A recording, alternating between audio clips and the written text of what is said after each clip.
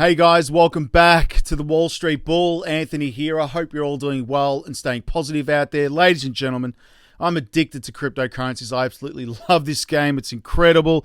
There's some bullish updates in relation to Ripple and XRP. I found something very interesting on the Bank of England's website in relation to cross-border payments, which I literally think is going to blow everyone's mind. So make sure you stick around to that.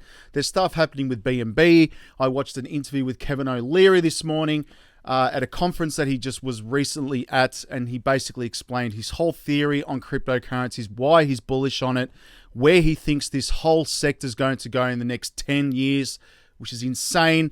I'm going to go through everything, so make sure you stick around to the end of the video. Let's get straight into it, guys. Massive shout out and thank you to every single one of you who have subscribed to the channel. I really appreciate it. Thank you very much.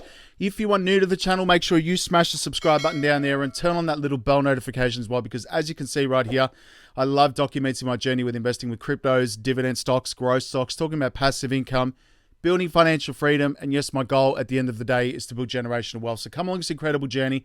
We're just getting started in this space. Also, if you can give this video a thumbs up, watch it straight through, it would really help me push this channel out to a lot more people, because the YouTube algorithm is absolute magic when you find, ladies and gentlemen, do that. So make sure you give it a good old thumbs up. It doesn't cost you anything. It's down there. Thank you very much. You guys rock. Also, little disclaimer, I am not a financial advisor. Please do your own research and due diligence with this stuff. I do not want to see anyone get financially hurt. That is why my number one golden rule is I only invest what I can afford to lose. And yes, we don't like to lose. You can lose money like that in the blink of an eye in crypto. So please be careful out there. Do your own research and due diligence. This video is for educational and entertainment purposes only. All right, ladies and gentlemen, the formalities are out of the way. Yes, I watched an interview with Kevin O'Leary this morning, and I think it was really, really, really good to see, you know, basically what his stance was in all of crypto, and incredibly bullish. He believes that the entire crypto space is going to be basically the 12th sector of the S&P 500, which is absolutely enormous.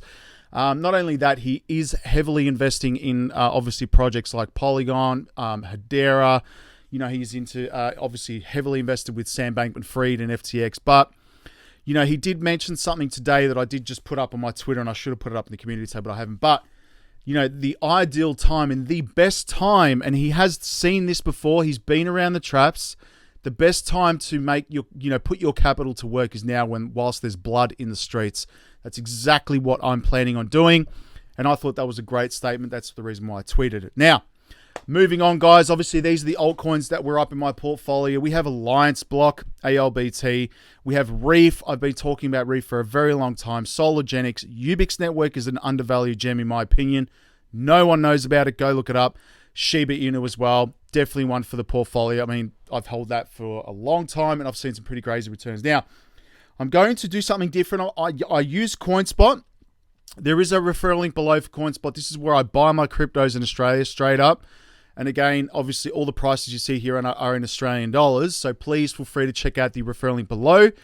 Again, I'm just going to quickly go through a couple of them. Obviously, Bitcoin sitting at $31,000 Australian AUD. Now, everything else is set to USD because I'm catering for everybody else. But Ethereum's at $2,099 right now. XRP's at 78 cents. Cardano's at $61. Solana's at $49. Dogecoin at 9 cents. Polkadot's at $10. Matic at $1.26. Shiba Inu was down, up today, 1.67%. Still haven't had my espresso this morning, but Chainlink is $11 as well. Now, I'm going to do something different. I'm going to reverse it here, guys. I'm going to go to CoinMarketCap. Obviously, guys, my entire portfolio that I currently hold is right here. All right, so I'm doing something different today. I'm going to try and change it up a bit, but all the prices you see here are in US dollars now, so I'm changing it up.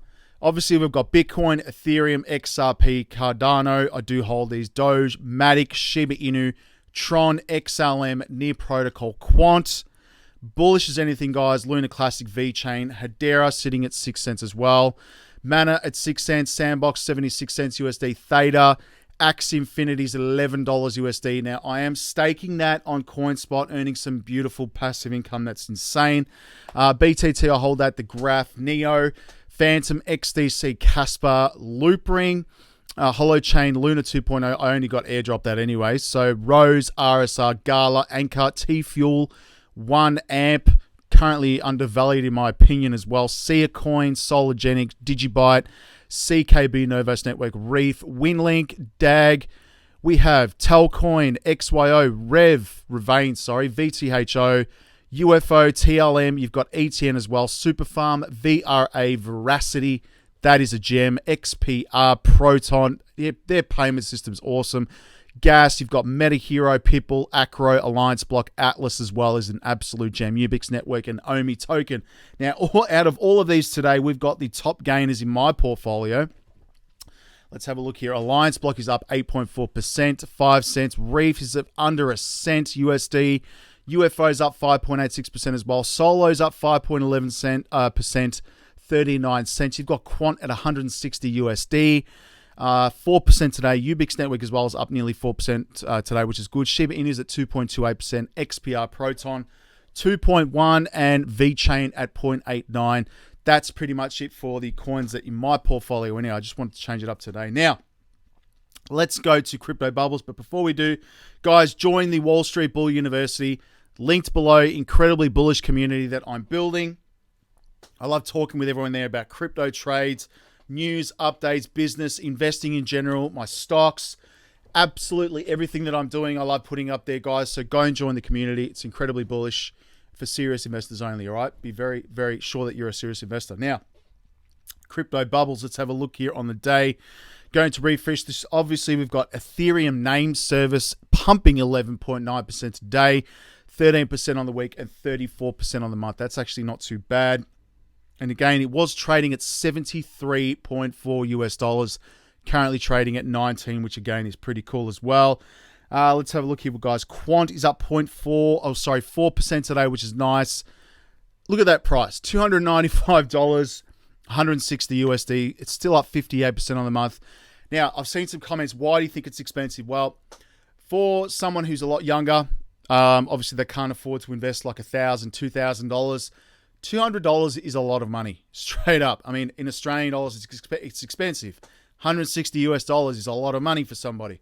So, I mean, the beautiful thing about cryptos is you can buy like $20 or $30 of that coin. It doesn't matter. But my point being, it's expensive for some people, but in my opinion, it's still cheap, considering it's going to be a $10,000 to $20,000 asset in the future. That's what I'm saying. Now, let's have a look here and see what else we got here, guys. We've got KuCoin token up 3.7% as well. I'm not too interested in that.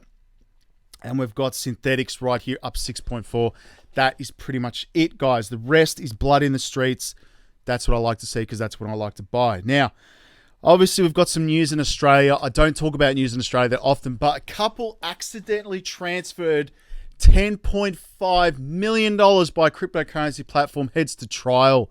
So by the time the company realized its $100 refund that hasn't gone as planned, obviously millions had been spent on the art, furniture, and gifts and houses, guys. This is crazy. So a Victorian woman, for those of us in Melbourne, this is happening right now. A woman accused of obviously theft of over $10.5 million, mistaken cryptocurrency refund, has been released on bail as she awaits trial despite claims she tried to flee the country.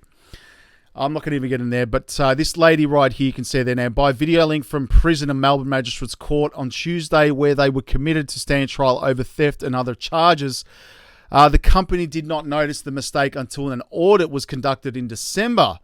A worker in Bulgaria who processed the refund had entered the wrong numbers into the Excel spreadsheet. Crypto.com compliance officer Chen Fors told the court, once processed, she said the refund request was sent to a payment provider in Australia, who then transferred the money into, obviously, this lady's Commonwealth bank account.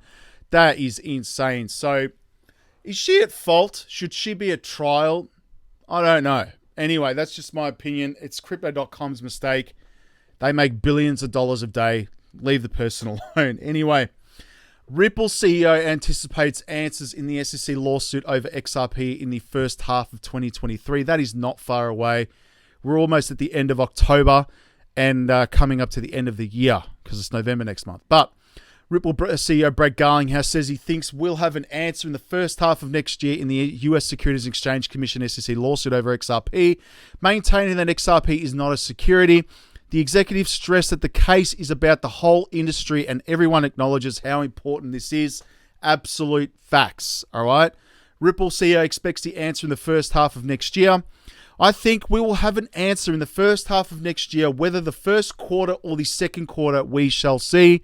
Obviously, guys, everyone acknowledges how important this is, but given the fact that this is a seriously high court in the United States, this could take a long time as Supreme Court. Obviously, in my opinion, it's going to take a few months for her to make a decision.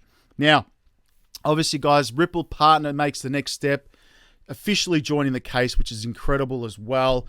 The last few weeks have been eventful for Ripple, both regarding the company's business and litigation, and obviously in this case. It has become known, the trial that the trial judge allowed Ripple's partners to present their opinion in court. Today, the Filipino IRemit has officially sent its extended amicus brief, which you saw yesterday in my video, which is basically James Elon putting up that document there. You can go read it on Dropbox if you wish. So the fresh version is an updated variant of the sensational brief published by the company in late September. In it, the Filipino payments company explains how it uses Ripple technology like RippleNet and on-demand liquidity, and why XRP is not a security. The US regulator claims, obviously, of particular interest, it filed the amicus brief, IRemit's statements regarding the SEC's ability to make sense of the cryptocurrency industry. Commenting on the IRemit filed brief, the former director of developments at Ripple, Matt Hamilton, says it's an interesting effect of these statements is that they prove XRP is actually being used by such companies, which is true. TapJets is also going to be submitting their brief as well. And, they use XRP to book jets instantly any time of day, because banks, we know, take a break on the weekends, which is ridiculous in my opinion. Now, this is something I want to point out as well. So cross-border payments, this is on the Bank of England's website. Go look this up. Faster, cheaper, more transparent, and more inclusive cross-border payments services would bring widespread benefits for citizens and economies around the world. Guys, I just want to point this out, how crazy this is, all right? So you obviously got here wholesale cross-border payments, retail cross-border payments, and obviously you can see here, guys, why do cross-border payments matter? Over the past few decades, the increased international mobility of goods and services, capital and people has contributed to a growing economic importance of cross-border payments. The value of cross-border payments is estimated to increase from almost 150 trillion in 2017 to over $250 trillion by 2027, equating to a rise of over $100 trillion in just 10 years. And we know this for a fact. Now, I just want to point out as well, $250 trillion. I do this for fun. I know I'm going to get a lot of hate for this and comments. Oh, you don't know what you're talking about. But let's just do this for fun. If XRP had a market cap of $250 trillion, let's just do it now for fun. You can see it on the screen. 250 trillion would put it XRP at a price of $5,000 USD. That is an upside of 1,036%. Jimmy Val ain't sounding that crazy, man. He's really not. I'm sorry, but he's not. Jimmy Val might know what he's talking about. Anyway, just a bit of fun there. And if it goes to $5,000, I'm sure a lot of us will be using TapJets. Just saying. Obviously, you've got Kevin O'Leary right here, ladies and gentlemen. Obviously believes diversification is the key part of investment success. Mr. Wonderful has around 20% of his portfolio in crypto and blockchain-related projects. And he believes that this is the main secret ingredient. You need diversification because any one of them could take off. Straight up. So, why O'Leary believes diversification will help you win big. Whether you're investing in crypto or other asset classes, having a diversified portfolio means you won't be knocked sideways in one particular investment doesn't pan out. That's the reason why I hold so many cryptos, all right? Moreover, as seasoned investor points out in a recent social media post, I don't need them all to win. I just need a few of them to win. That's what diversification is all about. That is the reason why I am personally diversified in my investments as well. Very, very important. Obviously, you've got Binance here burning BNB, which is really interesting as well. So Binance burns as many BNB tokens as hacker minted from thin air. The burn removed over 2 million BNB from circulating supply.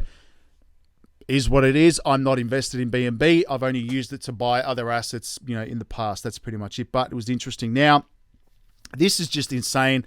Elon Musk launches foul fragrance, accepts payment in Bitcoin, Ethereum, Dogecoin, and additional altcoins. This is not a joke. He's actually doing it. And it's $163 a bottle Australian. Can you believe that? Elon Musk is adding a quirky product to his company lineup of goods and services that can be bought, obviously, with crypto. The billionaire's tunneling startup Boring Company was just launched a perfume called Burnt Hair, which Musk describes as the finest fragrance on earth. With a name like mine, getting into the fragrance business was inevitable. Why did I even fight it for so long? This is it. Straight up. Let me know in the comments below if you've actually bought it. That's hilarious. I'd really want to see and actually see what it smells like. If it smells like burnt hair, that's going to be hilarious. So, Musk says his company accepts payment in, obviously, $100 perfume in Dogecoin. The world's richest man is a staunch advocate of dog-inspired token. This was the no-brainer. Of course, he's going to accept it in Dogecoin. Bitcoin, of course, and an interview on Bloomberg News in June says he promotes the meme coin because not that wealthy people who encourage him to buy and support the crypto asset. And you can pay with Doge as well. And these are the other altcoins as well. You can buy Ethereum, Litecoin, obviously stable coins, DAI, Sheep, Ape, meh. That's not going to be around for long. The foul-smelling fragrance is set for shipment in the first quarter of 2023. But Musk says that the perfume has already sold 10,000 bottles. Can't wait for the media stories tomorrow about $1 million of burnt hair sold. That is freaking hilarious. Good on him. Sometimes I just think he takes the piss, but anyway, it's hilarious. Now, money's going into Reef, BNB, Ethereum name service. You've got Sushi, Axie Infinity, which is nice. We've got obviously XLM, Stellar, Gala as well, and Bitcoin. That's where the money's been going. Let's go to Twitter right now to see what's going on there. I'm at the Wall Street Bull Oz. I'm going to play you a bullish interview with Brad Garlinghouse. Straight up, you need to listen to this. Have a listen. When the SEC sued Ripple, basically every exchange in the United States either halted trading of XRP or delisted XRP. So for all intents and purposes, XRP does not have liquidity in the United States. Ripple as a company, we have grown gangbusters over the last 2 years, but we've signed hundreds of new contracts with financial institutions globally, and very, very few here in the United States, because in the United States most financial institutions will say, hey, let's wait and see what happens here. So when people ask me what happens if we lose, I'm already operating as if I lost, right? The XRP doesn't trade in the United States. It can't get worse, right? So look, it is kind of funny. It's also what the problem is with having a regulator who, in this case, they're kind of being a bully, and they're the reason why they're able to get a lot of settlements is because people don't have the financial resources, the commitment to really fight it. And would we be in a better position now had we tried, been more flexible in settling way back when? Maybe, but the whole industry would be in a worse place. There you go. So they're operating as if they've already lost and they're still making massive moves. Thank you, Cowboy Crypto, for that one. Now, this is XRP Riz. Thank you for this one. Brian Brooks, Crypto Regulatory Turf War. Let's have a listen to this. This is very bullish. Controlled financial system. What I really think it's about is it's about who controls the financial system. And the crypto movement is all about a user-controlled financial system, and that just isn't what the older generation of democratic leaders believe in. They believe in a more government-focused system that can be more easily surveilled, more easily controlled, that can direct people, toward the things that, the leadership believes is good for them. Whereas the younger generation is much more about using technology to unlock value for all Americans. But that's just not what the leaders from the 60s seem to believe. Is there a clear priority in Washington when it comes to what really needs to be focused on, whether it's talking about how to define a security versus a token or a commodity, or is it stable coins? You get a sense that there is a theme out there that is getting the most momentum at this point. Well, I think the one thing that seems to have a lot of momentum around it has to do with making sure that stable coins don't create the risk of future bank runs. It seems like Democrats and Republicans both agree on that, and that's why I say if the Republicans take the House, I think the McHenry-Waters stablecoin bill has a lot of chance of moving forward because there's that shared belief system. Now, Kevin O'Leary in his recent video did make mention of that, and once he believes basically once that stablecoin bill goes through in the United States, that the floodgates are going to open for the rest of crypto, and I tend to agree with him. Now, obviously, that's going to have major effects on all crypto around the world, not just in the United States, all right? Fear and Greed Index is sitting at 20 right now. We've got the time to be putting capital to work is when there's blood in the streets. Rushing, obviously, now, guys, this is what the time that I'm buying. Straight up. He's been there before. He's seen this before. And basically, I'm following his lead because, you know, that's what smart people do, all right? They follow the people that have been there before. Now, JP Morgan obviously says that the crypto tokens lack value. I've said they've lost the plot. JP Morgan, again, CEO obviously says its bank is sitting on $1.2 trillion in cash. They're waiting to buy the dip. That's what they do. Obviously, inflation in the United States falls to 8.2%, the lowest since February 2022, again, which is pretty good as well. James K. Phelan is having a break. Justin, 47% of Americans under 42 years old own Bitcoin in Crypto Bank of America. That was from yesterday, but that is obviously a massive statistic and it's only going to keep growing. Now, let's go to CoinMarketCap again and we'll check up on the total market cap and then we'll end up on this, guys. $924 billion, total $80 billion in the last 24 hours, 40% BTC, 17% Ethereum. I think XRP will flip that. And again, the only coins that I'm buying, seriously, guys, are these banking coins right here, straight up. You can see it right here. And there's the, obviously we'll go to top of market cap. Ethereum I hold, XRP, Cardano, Chainlink, XLM, Algorand, Quant, Hedera, IOTA, XDC, Casper, and Alliance Block. That's where my money's going, all right? That's it for today's video, guys. Thank you very much. We'll speak to you in the comments. Make sure you join the Wall Street Bull University. Link below. Follow me on all socials as well. Make sure you check the spelling. Stay safe. We'll speak to you soon. Peace out. Bye.